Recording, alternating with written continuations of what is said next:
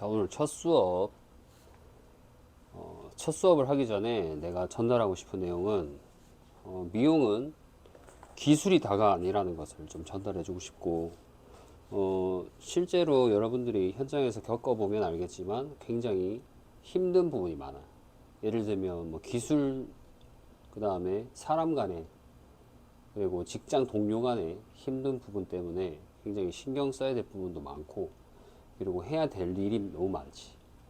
그리고 현장에서 근무를 하고 있어서 잘 알겠지만 뭐 연습도 많이 해야 될 거고 교육도 들어야 되고, 그 다음에 우리가 마케팅에 대해서도 신경을 써야 되고, 그래서 미용사가 다른 어떤 직종보다도 더 힘든 직업이라고 봐야지. 마케팅만 하는 사람들은 마케팅에 집중을 하면 되는데, 우리는 한 곳에 집중할 수 있는 부분들이 너무 많다 보니까 어, 그 집중력이 분산되기도 하고 좀 힘들어지는 경우가 굉장히 많아. 그래서 여러분들한테 얘기해 주고 싶은 거는, 목표를 일단 정했으면 그 목표에 집중하는 게 제일 좋고, 물론 현장에 있는 환경에 따라서, 그 다음에 현장에 있는 시스템 룰에 따라서 힘들 수도 있겠지만, 그 속에서의 목표를 정해서 그 한 곳에 내가 원하는 걸 찾아서 한 가지에만 집중을 해서 단계별로 하나하나 정리를 해가는 게 제일 좋고, 이거 했다가 저거 했다가 또 여러 가지를 너무 많이 하게 되면 복잡해지기 때문에 거기에 대한 부분은, 기술에 대한 부분이 또 힘들어질 거고, 그 외적으로 이제 뭐 직원 간에 아니면 상호 간에 힘든 부분들이 많이 부딪히기 때문에 스트레스를 좀 많이 받는다고 봐야죠. 그래서 신경이 예민해지기도 하고 뭐 잠을 잘 못 자게 되는 경우도 생겨. 그래서 우리가 심적으로 좀 불안한 상태인 사람들도 되게 많지만, 우리가 그래도 자기가 가지고 있는 목표를 흐트러지지 않게 중심을 잘 잡았으면 좋겠고, 자신이 원하는 그 무언가, 목표를 항상 최대한 집중을 해서 그걸 이루고 나면 그 다음에 집중할 걸 찾았으면 좋겠어요. 그래서 나 같은 경우에도 항상 적는 걸 좋아해서, 목표나 아니면 내가 하고 싶은 것들을 당장 이루지는 못하겠지만 항상 적어 놓고 그냥 덮어두는 거야.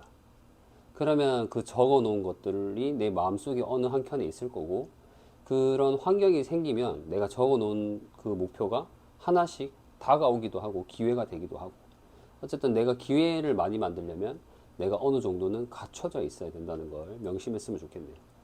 그래서 오늘부터 목표에 대해서 좀 적어보고, 자기 머릿속에 있는 걸 다 글로 풀어서 적어서 하나씩 정리하는 작업이 꼭 필요하다고 생각합니다.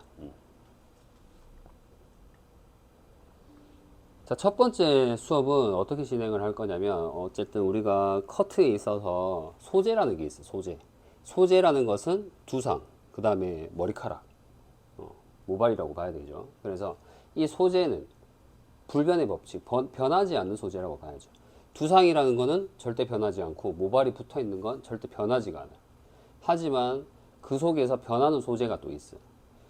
같은 두상이지만 두상의 골격이 다르죠. 두상의 골격이 다르다고 해서 이걸 두상이라고, 머리라고 부르지 않는다는 얘기예요. 그러면은 두상의 골격이 변하는 소재, 사람마다 다르다는 거. 그 다음에 모발의 굵기나, 그 다음에 이 고객이 가지고 있는 각 지역마다, 각 구역마다, 존이라고 하죠. 각 존마다 특징이 다 틀려.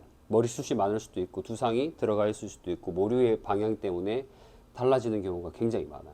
그래서 변하지 않는 소재는 있지만 사람마다 변하는 소재도 존재한다는 걸 생각을 해야 되고, 우리가 커트할 때 소재를 파악해서 형태를 정하고, 소재에 대응할 수 있는 섹션과 슬라이스를 정하는 것이 제일 첫 번째라고 봐야 돼요.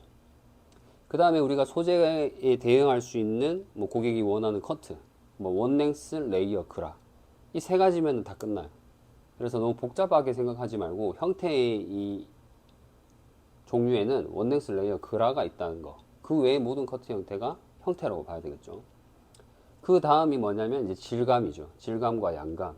그래서 질감과 양감은 공기감이 될 수 있고, 볼륨감이 될 수도 있고, 플랫함, 부드러운 라인, 그 다음에 거친 라인의 형태로 만들어낼 수가 있어요. 그래서 내가 원하는 디자인, 고객이 원하는 디자인이 어떤 디자인인지를 파악을 하고, 그 다음에 소재에 대응할 수 있는 형태를 만들어내고, 마지막으로 질감.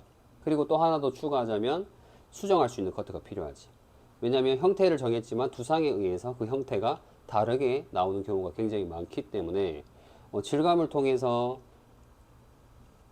뭐 부피감이나 볼륨감, 플랫함을 만들어냈지만 그 외적으로 양쪽의 밸런스가 안 맞는다든지 이 고객이 원하는 볼륨감이 내가 봤을 때 밸런스가 또 무너져 보일 수도 있고, 그런 부분을 조금 더 한 번 더 수정을 해서 진행하는 게 완벽하지는 않지만 그 사람에게 어울리는 커트를 할 수가 있어요.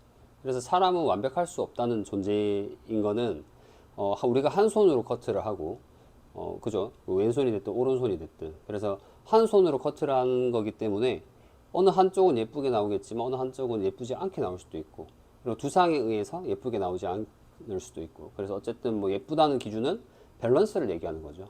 그래서 밸런스에 대한 부분을 보는 눈을 키워야 돼. 보는 눈. 그 다음에 이제 다음 거는 어떻게 설명을 할 거냐면, 미용사의 제일 기초가 되는 것. 커트에서는 두상에 파악해야 되고요. 그 다음에 고객의 모류 흐름, 그 다음에 모질, 그 다음에 헤어라인, 뭐 가마가 어디에 있는지, 휘어지는 곳이 어디에 있는지, 그 다음에 점핑 되는 곳, 갑자기 짧아지는 부분이 어디가 될 수 있는지, 그리고 어디가 모발이 많은지 적은지를 파악해서 커트를 하는 것이 이제 기초 중에 기초라고 봐야 돼요. 그 다음에 스킬은 뭐 여러 가지가 될 수 있겠죠. 가위질부터 시작해서 여러 가지 스킬이 될 수가 있고, 그 다음에 바디 포지션이 중요합니다. 바디 포지션, 그 다음 핑거 포지션, 그 다음에 섹션이 중요하고요. 그 다음에 슬라이스, 리프팅, 오버 디렉션, 그 다음에 앵글, 그 다음에 인터널과 익스터널을 알아야 되고요. 그 다음에 볼륨의 위치를 어디로 설정할 건지를 이해해야 되고, 그 다음에 가볍게 만드는 스킬과 무겁게 만드는 스킬이 있어요. 그럼 그 원리를 알면 내가 어느 지역을 무겁게 만들고 싶으면 그 스킬을 원리를 적용하면 되는 거예요. 그 다음에 헤어 트랩의 모발의 움직임을 좀 파악을 해야 되고, 모발은 길면 길수록 말을 잘 듣지만 짧아지면 짧아질수록 본인이 가고자 하는 힘이 강하게 생긴다는 거. 그 다음에 모발이 짧아지면은 점점 말을 듣지를 않아요. 자기가 가고자 하는 방향으로 갈 거고, 두상에서 각도가 생겨버리죠. 그래서 짧은 모발은 짧아질수록 두상에서의 90도를 유지할 수도 있는 거죠. 그 다음에 모발이 길면 말을 잘 듣게 되고, 그 다음에 숱이 너무 많으면 아니면 너무 블런트적이면 굵은 웨이브가 될 수 있고, 숱이 많은 상태에서 웨이브가 들어가면 자연스러운 루즈한 느낌이 나올 수도 있어요. 물론 테크닉을 이용해서 엄청 웨이브를 많이 만들어낼 수 있지만 어느 한 지점이 숱이 많은 지역이 부풀어 오르겠죠. 그 다음에 숱이 조금 적어지면 웨이브가 잘 걸리기도 해요. 그래서 단순하게 생각하면 내가 틴닝이나 뭐 질감 정리를 해서 웨이브를 걸 것이냐, 아니면 조금 질감적인 부분, 양감적인 부분을 많이 걷어내고 웨이브를 걸 것이냐에 따라서 디자인이 많이 달라진다고 봐요. 그러면 요즘에 많이 하는 스타일은 가벼운 느낌에서 웨이브를 많이 들어가요. 그러면 뭐 히피펌이 될 수 있고, 그 다음에 뭐 구름펌 뭐 이런 식으로 해서 물결 웨이브 뭐 이런 식으로 만들어낼 수 있겠죠. 그 다음에 숱이 적은 상태에서 웨이브가 들어간다고 해서 뭐 엄청나게 빠글빠글하지 않게끔 만들 수 있는 스킬들이 뭐 물결 웨이브 느낌으로 만들어낼 수 있고, S커를 굵게 만들어낼 수 있고, 그건 이제 디자인에 따라 좀 달라진다고 봐야 돼. 대신에 숱이 많은 상태에서 웨이브가 많이 들어가게 되면은 부풀어 오르는 현상은 어쩔 수가 없다는 거. 그래서 그 부분도 굵게 루즈하게 만들면 부풀어 오름도 적어지니까 그 부분까지도 우리가 생각을 해서 커트를 해야 된다는 걸 이해해야 돼요. 그 다음에 가볍게 만드는 원리에 대해서 설명할 건데, 섹션을 그 다음에 세로 슬라이스, 섹션을 세로 슬라이스, 섹션을 나눈 구역에서 세로 슬라이스로 자르는 순간 바디 포지션과 핑거 포지션의 각도가 내가 안 들고 싶어도 들리게 돼 있어요. 각도가. 그래서 가로 슬라이스보다 세로 슬라이스가 각도가 많이 들리기 때문에 가볍게 되는 커트 원리에 속해요. 그래서 내가 가볍게 만들고 싶으면 세로로 잡으면 무조건적으로 가벼워진다. 세로로 잡아서 그라듀에이션을 핑거 포지션을 잡더라도 우리가 가로로 자르는 것보다는 세로가 훨씬 더 빨리 가볍게 만들 수 있다는 걸 이해해야 돼요.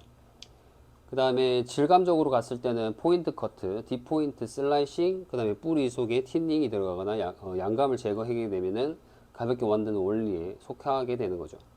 디스커넥션도 포함되겠죠. 그 다음에 오버 디렉션, 그 다음에 리프트 업을 계속 사용하면 층이 많이 나기 때문에 가벼워지겠죠. 자, 그 다음에 세로 슬라이스에서는 위가 짧아지고 아래가 길어지는 느낌이거나 아니면 위아래의 단차가 똑같거나, 근데 이건 두상에 가지고 있는 특유의 그 지역, 그 존의 각도에 따라서 달라져요. 내가 여기서 이렇게 잡았다고 해서 위아래를 똑같이 만든다고 해서 세임 레이어가 아니에요. 하이 레이어가 약간 돼버려요. 그럼 아래쪽이 많이 가벼워지는 형태가 되는데, 그 이유가 뭐냐면은 가발의 두상은 이 템포럴 지역은 약간 기울어져 있어요. 그렇기 때문에 내가 이렇게 들게 되면은 세임 레이어로 자르는 게 아니라 레이어로 자르게 되는 거죠. 하이 레이어는 아니지만 레이어로 자르게 돼요. 세임 레이어보다 좀 더 가벼운 느낌이 된다는 거죠. 그 다음에 무겁게 만드는 원리는 가로 슬라이스, 그리고 무겁게 만드는 커트 중에서는 원랭스 그라듀에이션이 될 수 있겠죠. 그 다음에 질감에서는 포인트 커트는 무거운 느낌에서 포인트 커트만 들어가게 되면 무거운 느낌을 그대로 유지할 수는 있어요. 대신에 공간감이 생기니까 살짝 달라붙는 현상이 생길 거고, 그 다음에 이너 씬닝이 아니라 뿌리 쪽만 틴닝을 들어가게 해서 끝을 무겁게 보이게 만들 수도 있겠죠. 그 다음에 이제 리프트 다운으로 사용해서 예를 들면 볼륨감의 높이를 낮출 수가 있고 무게감을 한 군데에서 고정시켜서 만들어낼 수 있다는 거. 그래서 가로 슬라이스에서는 이제 아래가 짧고 위로가 갈수록 길어지는 느낌, 뭐 그라듀에이션 느낌이 조금 더 강하게 나올 수 있죠. 그 다음에 단점은 위아래의 밸런스를 맞추기 힘들고, 세로적인 슬라이스는 좌우의 밸런스를 맞추기가 힘들어요. 그래서 우리가 가로로 자르면 이 위아래의 단차가 잘 안 맞기 때문에 세로로 체크를 해봐야 되고, 세로에서 자르게 되면 양쪽의 길이가 우리가 디렉션을 제대로 걸거나 뭐 베이스를 100% 잘 걸 수 있는 존재는 아니기 때문에 두상에 의해서도 달라지겠죠. 그렇다 보니까 우리는 이걸 가지고 가로로 체크해서 밸런스를 맞춰야 되고, 각도를 들어서 체크하는 경우도 있겠지만 얘네들이 자연 시술각으로 내려오는 상태에서의 양쪽 밸런스를 봐야 돼요. 층을 낸다면 내가 분명히 가로로 잘 들어서 잘랐고 이렇게 다 각도를 들어서는 길이가 맞는데 아래로 떨어지면서 두상의 굴곡이나 이 받침대 역할하는 속에 있는 애들이 양감이나 질감이 다르게 되면 이 받쳐지는 애들도 역시 다르게 표현되니까 그 떨어졌을 때의 느낌도 충분히 다시 보고 수정 커트를 하거나 질감 정리가 필요할 수도 있어요.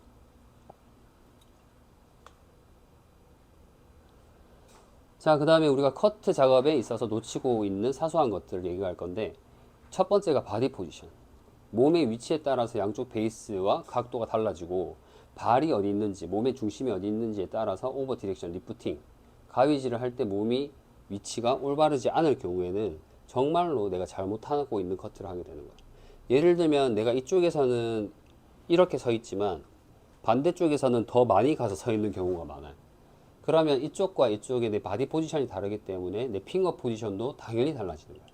그러니까 양쪽이 다른 현상이 생기는 거죠.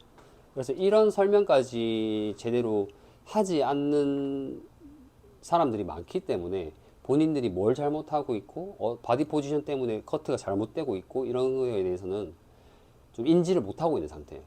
그냥 막연하게 잘랐는데 뭐가 안 맞네. 그럼 바디 포지션을 신경 써봐야 되는데 그런 얘기를 잘 안 해주는 거죠. 그 다음에 핑거 포지션. 다른 영상에서도 설명을 했겠지만 가위를 잡는 손가락의 위치가 불안정해요, 다들. 그리고 가위로 커트할 시에 손가락의 위치가 계속 바뀌는 거. 내가 이렇게 여기서 잡아서 커트를 해서 연결해서 간다고 하면, 그냥 가로 슬라이스로 연결해서 간다고 하면 그 다음 슬라이스도 그대로 가지고 와서 똑같은 느낌으로 가지고 있어야 되는데 내 몸 바디 포지션과 핑거 포지션이 이렇게 있다거나 내 몸이 움직이지 않고, 그 다음에 손가락의 이 위치가 이쪽보다는 또 다르게 잡고 있거나 계속 똑같이 잡고 있는 경우에는 힘들죠. 사람이 사람인지라 100% 완벽할 수가 없어요. 우리는 완벽하지 않다는 걸 인정을 하고 얘를 밸런스를 어떻게 맞출까를 고민을 해야 돼. 근데 내 손을 너무 믿고 있다는 거지. 내 손가락을. 그리고 손가락을 믿고 있는 상태에서 손가락이 골격이 있는 상태이기 때문에 뭐 뼈가 있으니까 마디가 다 틀리겠지. 그럼 이 상태에서 커트를 하고 또 다음에 옮겼을 때 커트를 하는데 손가락 모양을 똑같이 잡을 수가 없어, 사람이. 그렇기 때문에 조금 다르게 잘린다는 거. 그래서 손가락을 믿으면 안 돼. 그 다음에 가위질을 하기 전에 왼손에 대는 위치가 대각선. 그럼 가위의 날에 의해서 달라지는 거.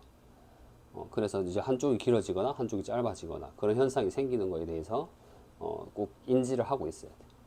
그 다음에 가위질이 잘못되는 거. 가위질을, 기본 가위질이 잘 안 될 때, 뭐 뒤로 빼면서 잘라야 되는 건지, 앞으로 전진하면서 잘라야 되는 건지, 사람마다 너무 다 다르게 알려주기 때문에 누구한테 어떻게 배우냐에 따라서 자기 가위질이 달라진다고 봐야 돼. 그리고 가위질하는 손이 불안정해서 흔들리는 경우가 많이 생겨요. 가위 잡는 파지법 자체도 고정되어 있지 않다는 거지. 그리고 가위질 하면서 몸을 움직인다든지, 가위질 하는데 손하고 이제 팔꿈치, 어깨가 움직여야 되는데, 어깨만 움직이는 게 아니라 팔은 붙이고, 몸을 흔드는 거지. 몸을 흔들면서, 머리를 흔들면서 컷하는 사람들 종종 봤을 거야. 그래서 그런 부분으로 인해서, 예쁜 커트, 정확도가 떨어지는 커트를 할 수 있다는 점을 이해하고 진행을 해야 됩니다. 그 다음에 한쪽이 길어지는 이유가 있어요. 요것도 이제 간단하게 제가 한번 영상 올렸었는데, 가위의 첫 방향이 중요해요. 모발을 자르기 전 가위가 시작되는 지점부터 짧아지기가 쉬워요. 여기서 이렇게 잡아서 가위가 이렇게 들어오면 여기가 잘못하면 짧아지기 쉬워, 시작 자체가. 그리고 텐션을 주면 텐션 준 상태에서 딱 잘리니까 바로 짧아지려고 할 거예요. 그런 부분 조심해야 되고, 가위의 첫 방향 꼭 기억해야 되고, 그 다음에 핑거 포지션으로 인해서 너무 손가락을 힘을 주고 이 슬라이스를 놓치지 않으려고 힘을 딱 주고 잡으면 손가락 모양 자체가 사람들마다 다르기 때문에 다른 모양이 나와요.